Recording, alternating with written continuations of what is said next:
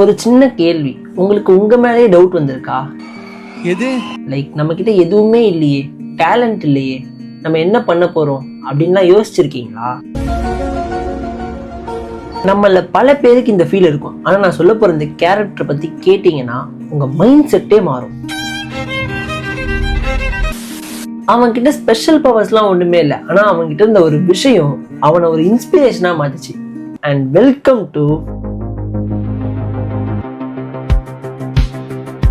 Naruto யூனிவர்ஸ்ல கென்ஜூட்சு நின்ஜூட்சுன்னு சொல்லி எல்லாரும் ஃபயரை கக்கிட்டு இருப்பாங்க. ஆனா நம்ம ராக்லிக்கு மட்டும் அது எதுவுமே வராது.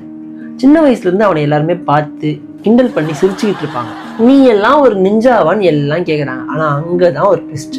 லீ டிசைட் பண்றான், எனக்கு அதெல்லாம் வரலன்னா என்ன, எனக்கு வர டைஜூட்ஸை வச்சு உங்க எல்லாரையும் பீட் பண்ணி காட்டுறேன், உங்க எல்லாரையும் தோக்கடிக்கிறேன்னு சொல்லி டிசைட் பண்றான். இமேஜின் பண்ணிக்கோங்க, நீங்க ஒரு கோடிங்ல செம்ம எக்ஸ்பர்ட் ஆகணும்னு யோசிச்சுட்டு இருக்கீங்க. ஆனா உங்ககிட்ட லேப்டாப்பே இல்லை.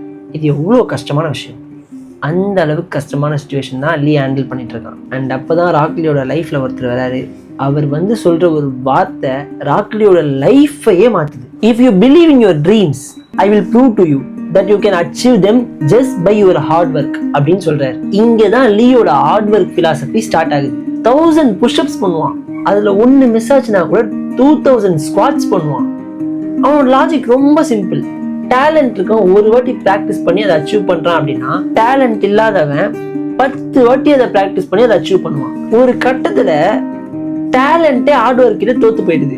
காரா கூட ஃபைட் பண்ணும்போது அவன் லெக் பீட்ஸை கழட்டி போடுவான் பாருங்க, கூஸ் பம்ஸ்ரா. அந்த மாதிரி ஒரு சீன் அப்படி இருக்கும். அந்த ஒரு சீன் போதும் hard work is a talent itself அப்படின்னு புரிய வச்சிரும். ஸோ மேட்டர் என்னன்னா, நம்ம கிட்ட டேலண்ட் இல்லை அப்படிங்கிறது மேட்டர் இல்லை, அதை ஒரு காரணமா வச்சு நம்ம கிவ் அப் பண்றோம் பாத்தீங்களா, அங்கதான் நம்ம தோக்குறோம். ராக்லி மேபி அந்த மேட்ச்ல தோத்து இருக்கலாம், ஆனா அவன் தோக்கல. உங்களுக்கும் உங்க லைஃப்ல டேலண்ட் இல்லை, என்னால எதுவுமே பண்ண முடியல அப்படின்னு தோணுச்சுன்னா அந்த வெயிட்ஸ் லெக்ல இருக்கிறத கழட்டி போடுற மாதிரி அதை கழட்டி போட்டு அடுத்து எந்த கேரக்டரை பத்தி பேசலான்னு கமெண்ட்ல சொல்லுங்க. அண்ட் நான் உங்க ஸ்டோரியை நீங்களே எழுதணும், அதை நான் பார்க்கணும். See you in the next video.